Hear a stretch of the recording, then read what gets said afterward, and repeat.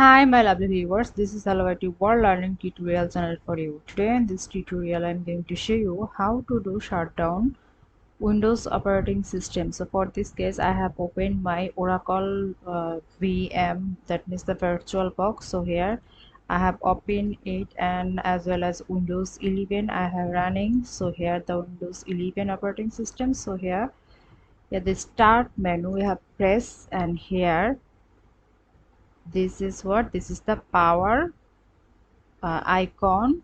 So here the press and go to the shutdown. So when we click the shutdown, the PC has been turned off. So let's check shutdown.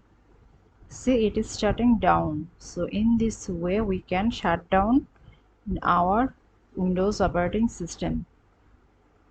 So thank you so much for watching this video. Please subscribe this channel. Hopefully this tutorial will help you so much.